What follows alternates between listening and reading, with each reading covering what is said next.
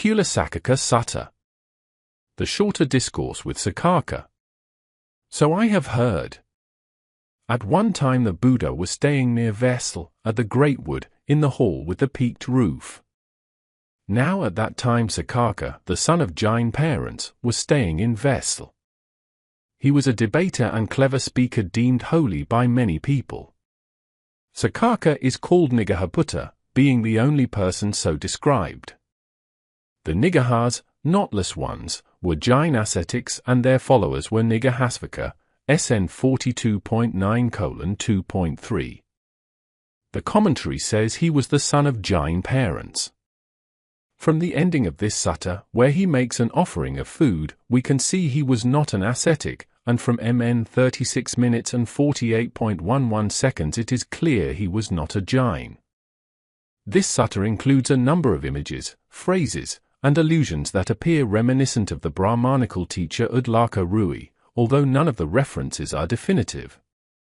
The bulk of Udlaka's teachings were to his son Svetaketu, who became arrogant due to his learning, Ichandogya Upanishad 6.1.2, paralleling Saccaka's arrogance. He was telling a crowd in Vesal, I don't see any ascetic or Brahmin who would not shake and rock and tremble, sweating from the armpits, were I to take them on in debate, not a leader of an order or a community, or the tutor of a community, and not even one who claims to be a perfected one, a fully awakened Buddha. Even an insentient post would shake and rock and tremble were I to take it on in debate. How much more than a human being? Then Venerable Assaji robed up in the morning and, taking his bowl and robe, entered Vesal for alms. Assaji was one the group of 5 mendicants who received the Buddha's first discourse, KD 1:6.36.1. Shortly afterwards he inspired Sri Buddha with a classic epitome of the teaching, KD 1:23.2.1. Note that Sri Buddha waited politely until alms round was complete before approaching, whereas Saccaka just goes right ahead. We hear of a grave illness Assaji suffered later, SN 22.88. Another Assaji, who is always paired with his friend Punabasuka, was a lazy and indulgent monk, MN 70:4.1. As Saccaka was going for a walk he saw Assaji coming off in the distance. He approached him and exchanged greetings with him. When the greetings and polite conversation were over, Saccaka stood to one side and said to Assaji, Mr. Assaji, how does the ascetic Gautama guide his disciples? And on what topics does instruction to his disciples generally proceed? Svake Vineti, guide his disciples, is typically used by non-Buddhists. The phrase Kathab, and its counterpart Evab in the next line, are unique.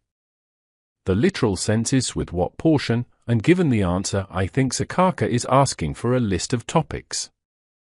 Ajivasana, this is how the ascetic Gautama guides his disciples, and his instructions to disciples generally proceed on these topics. Saccaka is addressed with the Brahmanical clan name Ajivasana, probably after the lineage of his clan's Purohita, just as the Sakyans are called Gautama and the Mallasvsehar form, feeling, perception, choices, and consciousness are impermanent. The 5 aggregates are mentioned as if the listener is expected to know them. Form, feeling, perception, choices, and consciousness are not self. All conditions are impermanent. All things are not self. This is how the ascetic Gautama guides his disciples, and how instruction to his disciples generally proceeds. Despite this, this teaching that amidst suffering, dukkha, is not taught by the Buddha at all. It only appears in one other sutta, where it is spoken by the mendicants after the Buddha's passing, SN 22.90:2.2, but see below at MN 35 minutes and 9.5 seconds. Strikingly, both the current sutta and SN 22.90 share a common narrative pattern. In both cases, an interlocutor, Saccaka or Channa, both known for their conceit, asks for teaching from a lesser teacher, Assaji or unnamed mendicants. Their reply amidst suffering, but this fails. So they seek a better teacher, the Buddha, Nanda, who not only includes suffering, but specially emphasizes it, MN 35 minutes and 21.2 seconds, SN 22.90:9.7. This teaching is successful. This narrative journey mirrors that of Svetaketu, who studied with others for 12 years before being shown true wisdom by his father Adlaka. If we are on the right track, the point of the narrative is that it is essential to include suffering. This suggests that the Chinese parallels, SA 110 at T 235b4 and EA 37.10 at T 2715b4, which do include the characteristic of dukkha here, would be a product of later expansion and normalization. It's sad to hear, Mr. Assaji, that the ascetic Gautama has such a doctrine. Hopefully, sometime or other I'll get to meet Mr. Gautama, and we can have a discussion. And hopefully I can dissuade him from this harmful misconception. Now at that time around 500 Likavis were sitting together at the town hall on some business. The Likavis, whose name is derived from bear, dominated the Vajji Federation. Then Saccaka went up to them and said, "Come forth, good Likavs, come forth. Today I am going to have a discussion with the ascetic Gautama. If he stands by the position stated to me by one of his well-known disciples, a mendicant named Assaji, I'll take him on in debate and drag him to and fro and round about, like a strong man would grab a fleecy sheep and drag it to and fro and round about. Taking him on in debate, I'll drag him to and fro and round about, like a strong brewer's worker would toss a large brewer's sieve into a deep lake, grab it by the corners, and drag it to and fro and round about. Taking him on in debate, I'll shake him down and about, and give him a beating, like a strong brewer's mixer would grab a strainer by the corners and shake it down and about, and give it a beating. CAN 6.53 and SN 22.102. I'll play a game of ear-washing with the ascetic Gautama, like a 60-year-old elephant would plunge into a deep lotus pond and play a game of ear-washing. Imen Sardovika, hemp-washing, to Kardhovika, ear-washing, after AN 10.99:3.4. Come forth, good Likavs, come forth. Today I am going to have a discussion with the ascetic Gautama. At that, some of the Likavis said, how can the ascetic Gautama refute Saccaka's doctrine, when it is Saccaka who will refute Gautama's doctrine? But some of the Likavis said, who is Saccaka to refute the Buddha's doctrine, when it is the Buddha who will refute Saccaka's doctrine? Then Saccaka, escorted by the 500 Likavis, went to the hall with the peaked roof in the great wood. At that time several mendicants were walking mindfully in the open air. Then Saccaka went up to them and said, "Good sirs, where is Mr. Gautama at present? For we want to see him." Ajivasana, the Buddha has plunged deep into the great wood and is sitting at the root of a tree for the day's meditation. Then Saccaka, together with a large group of Likavis, went to see the Buddha in the great wood, and exchanged greetings with him. When the greetings and polite conversation were over, he sat down to one side. Before sitting down to one side, some of the Likavs bowed, some exchanged greetings and polite conversation, some held up their joined palms toward the Buddha, some announced their name and clan, while some kept silent. Then Saccaka said to the Buddha, "I'd like to ask Mr. Gautama about a certain point, if you take the time to answer." "Ask what you wish, Ajivasana." "How does Mr. Gautama guide his disciples? And on what topics does instruction to his disciples generally proceed?" "This is how I guide my disciples, and my instructions to disciples generally proceed on these topics. If, as I have argued, Assaji's presentation is meant to be inadequate, why does the Buddha endorse it here?" The Buddha commonly endorses answers given by disciples, and this could have been a product of editorial standardization. After all, it remains the fact that it simply is not true that the Buddha normally teaches in this way. Form, feeling, perception, choices, and consciousness are impermanent.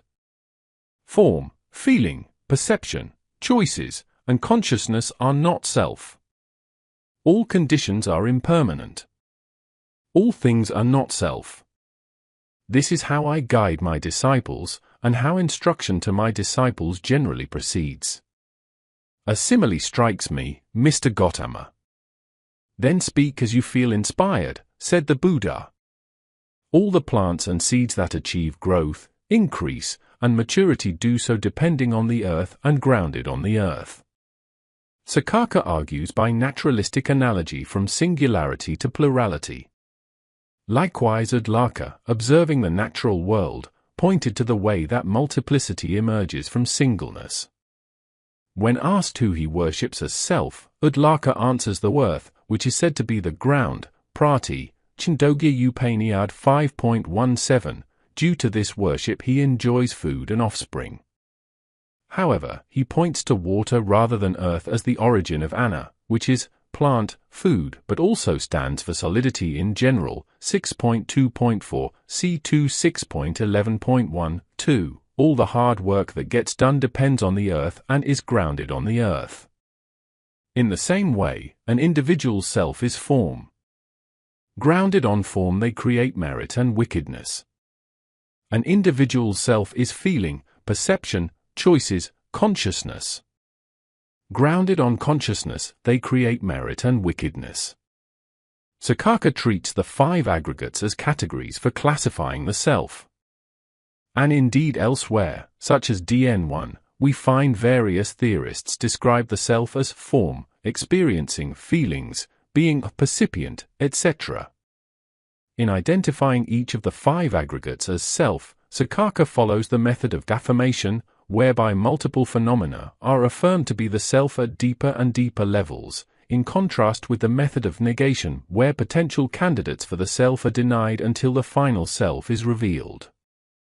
Udlaka also preferred the method of affirmation, arguing that existence comes first and that the divinity pours itself in all the manifold forms of the world, Chindogya Upanishad 6.2.2 ff.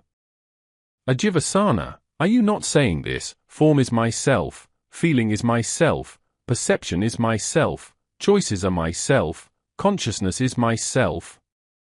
Indeed, Mr. Gautama, that is what I am saying. And this big crowd agrees with me. What has this big crowd to do with you? Please just unpack your own statement.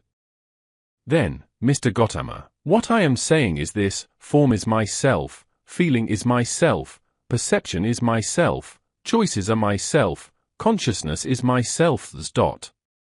Well then, Ajivasana, I'll ask you about this in return, and you can answer as you like. What do you think, Ajivasana? Consider an anointed aristocratic king such as Parsanadi of Kosala or Ajatasattu of Magadha, son of the princess of Videha. Would they have the power in their own realm to execute those who have incurred execution, fine those who have incurred fines, or banish those who have incurred banishment? The Pali uses the future passive participle, sometimes interpreted as or deserving of execution.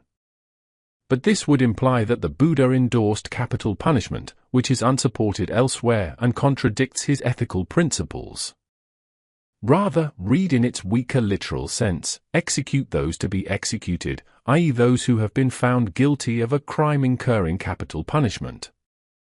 It is an acknowledgement of the king's powers, not an endorsement of them. An anointed king would have such power, Mr. Gautama. Even federations such as the Vajjis and Mallas have such power in their own realm. Saccaka kindly appeals to the Likavis by asserting their right to rule. So of course an anointed king such as Parsanadi or Ajatasattu would wield such power, as is their right. Overstepping the Buddha's position, Saccaka's endorsement of capital punishment shows how far he has drifted from the non-violent doctrine of his Jain parents. What do you think, Ajivasana? When you say, form is myself, do you have power over that form to say, may my form be like this? May it not be like that? Also at SN 22.59:2.3. This responds to the inner controller, Antariman, of Bhadrayaka Upanishad 3.7. Udlaka learned this from the centaur Kabanda in Madras, near modern Islamabad. He challenges Yajnavalkya, who explains it as the self who lives in the midst of all things, unknown but knowing, controlling all from within. When he said this, Saccaka kept silent. The Buddha asked the question a second time, but Saccaka still kept silent. So the Buddha said to Saccaka, "Answer now, Ajivasana. Now is not the time for silence." If someone fails to answer a legitimate question when asked 3 times by the Buddha, their head explodes into 7 pieces there and then. The threat of losing one's head is found at e.g. Chandogya Upanishad 1.8.6 and Bhadrayaka Upanishad 1 March, 24, or at the 3rd of September, 26 when it actually did fall off. I cannot trace the detail of heads being split in 7 to any early Sanskrit texts, but it is found in later texts such as Ramayana 7.26.44c and Mahabharata 14.7.2c.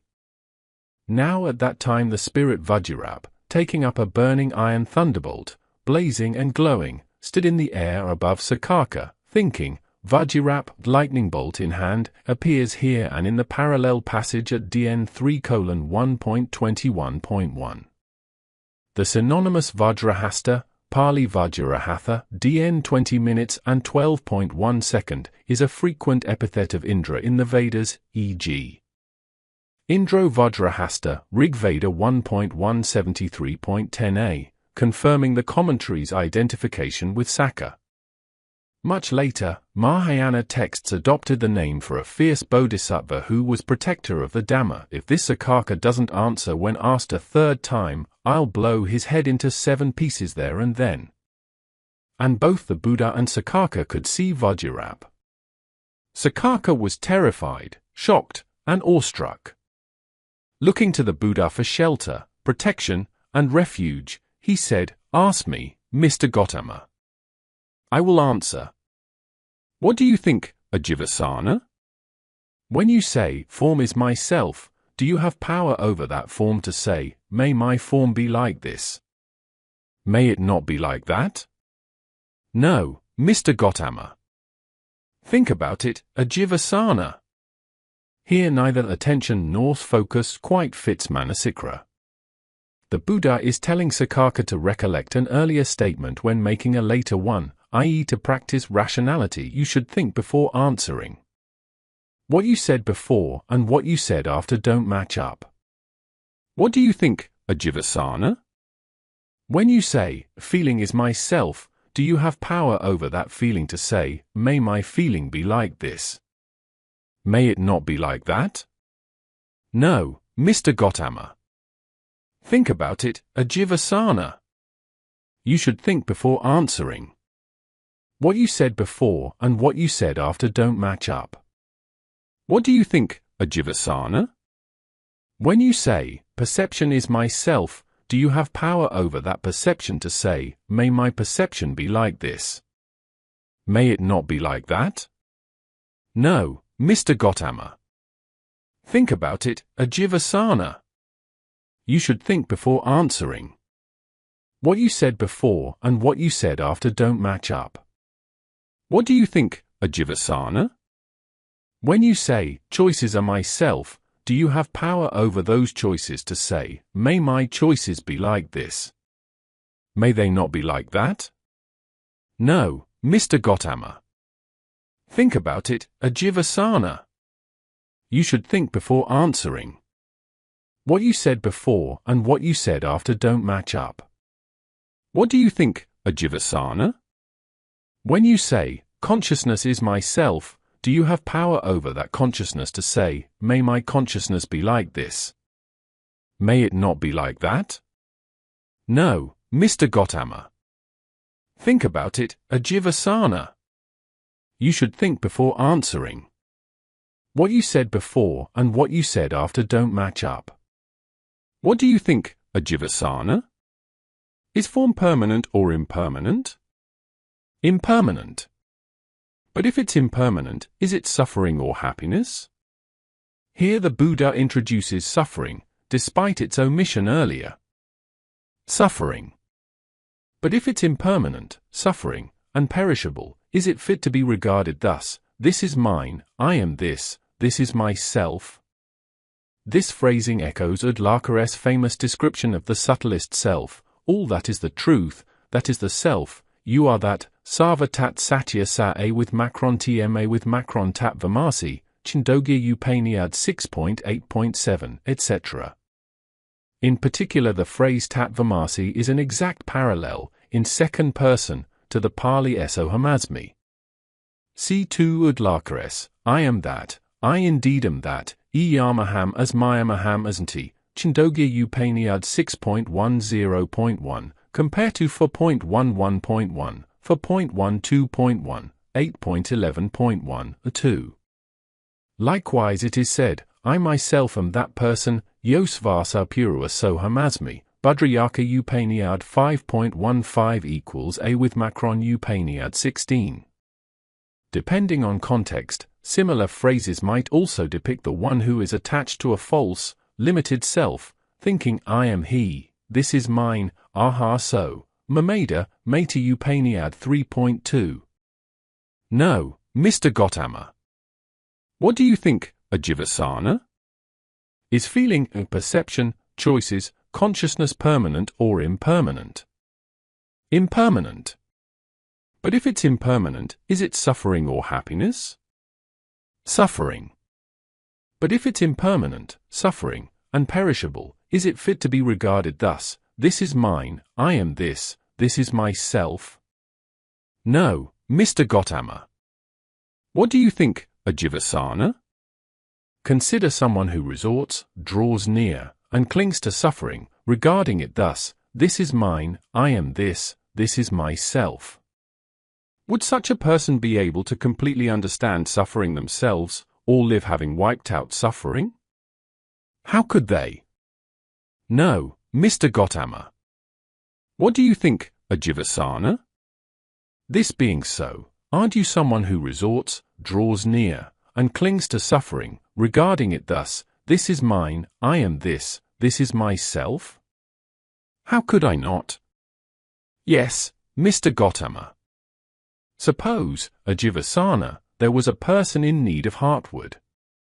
Wandering in search of heartwood, they'd take a sharp axe and enter a forest. There they'd see a big banana tree, straight and young and grown free of defects. They'd cut it down at the base, cut off the top, and unroll the coiled sheaths. But they wouldn't even find sapwood, much less heartwood.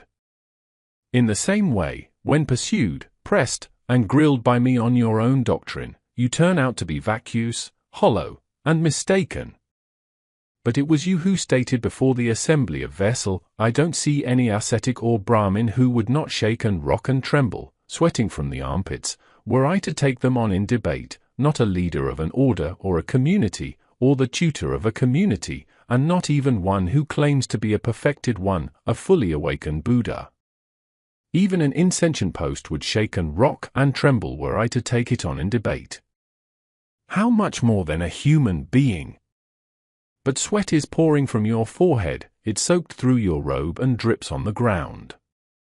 The oddly prominent role of sweat in the discourse finds its parallel in Chandogya Upaniad 6.2.3, where Udlaka argues that existence, sat, produces fire, tejas, and fire produces water, which is why you sweat when hot while I now have no sweat on my body. So the Buddha revealed his golden body to the assembly.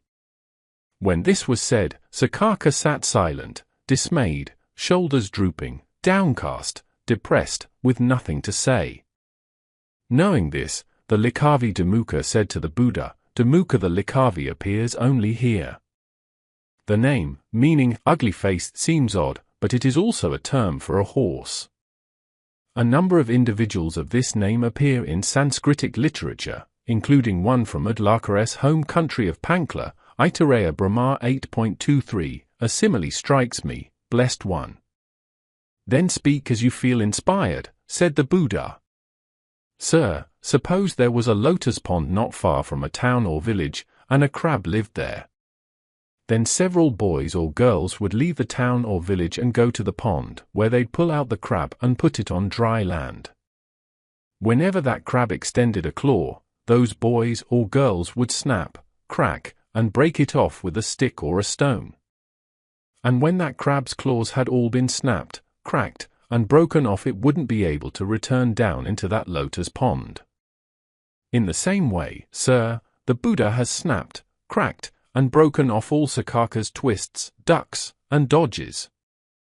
Now he can't get near the Buddha again looking for a debate. But Saccaka said to him, "Hold on, Dumukha, hold on. I wasn't talking with you, I was talking with Mr. Gautama. Mr. Gautama, leave aside that statement I made, as did various other ascetics and Brahmins. It was, like, just a bit of nonsense." Saccaka tries to wriggle out of his initial statement, just as modern trolls claim to speak in irony or humor. How do you define a disciple of Mr. Gautama who follows instructions and responds to advice, who has gone beyond doubt, got rid of indecision, gained assurance, and is independent of others in the teacher's instructions? It's when one of my disciples truly sees any kind of form at all, past, future, or present, internal or external, solid or subtle, inferior or superior, far or near, all form, with right understanding. This is not mine, I am not this is not myself. This is the trainee, Seika.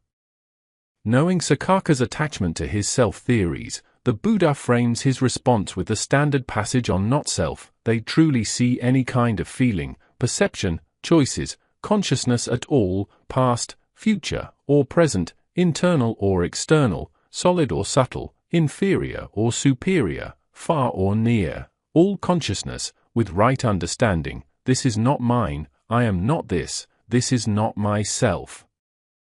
That's how to define one of my disciples who follows instructions and responds to advice, who has gone beyond doubt, got rid of indecision, gained assurance, and is independent of others in the teacher's instructions. But how do you define a mendicant who is a perfected one, with defilements ended, who has completed the spiritual journey, done what had to be done, laid down the burden, achieved their own true goal, utterly ended the fetter of continued existence, and is rightly freed through enlightenment? It's when a mendicant truly sees any kind of form at all, past, future, or present, internal or external, coarse or fine, inferior or superior, far or near, all form, with right understanding. This is not mine, I am not this is not myself. And having seen this with right understanding, they're freed by not grasping. They truly see any kind of feeling, perception, choices, consciousness at all, past, future, or present, internal or external, solid or subtle, inferior or superior, far or near, all consciousness, with right understanding. This is not mine, I am not this is not myself. And having seen this with right understanding, they're freed by not grasping. That's how to define a mendicant who is a perfected one, with defilements ended, who has completed the spiritual journey, done what had to be done, laid down the burden, achieved their own true goal, utterly ended the fetter of continued existence, and is rightly freed through enlightenment. A mendicant whose mind is freed like this has three unsurpassable qualities: unsurpassable seeing, practice, and freedom. Also at DN 33:1.10.119, which is doubtless lifted from the current passage. A list of 6 unsurpassables is found at AN 6.30, but the only common item is seeing, dasana, which is defined as seeing the Buddha and his disciples. Here seeing is either seeing the Buddha, which gives rise to faith, or else seeing the Four Noble Truths. Practice is the Noble Eightfold Path, and freedom is the result of that path, arahantship. As to why this unique set is chosen here, it is perhaps notable that 3 of the final similes of Udlaka's subtlest self, as above, MN 35 minutes and 20.10 seconds, in the Chindogya Upanishad speak of seeing, the kernel of a seed, 6.12.1, walking, from one village to the next, 6.14.2, and freedom, from punishment, 6.16.2. They honor, respect, esteem, and venerate only the realized one. The blessed one is awakened, tamed, serene, crossed over, and quenched. And he teaches Dhamma for awakening, self-control, serenity, crossing over, and extinguishment. When he had spoken, Saccaka said to him, Mr. Gautama, it was rude and impudent of me to imagine I could attack you in debate.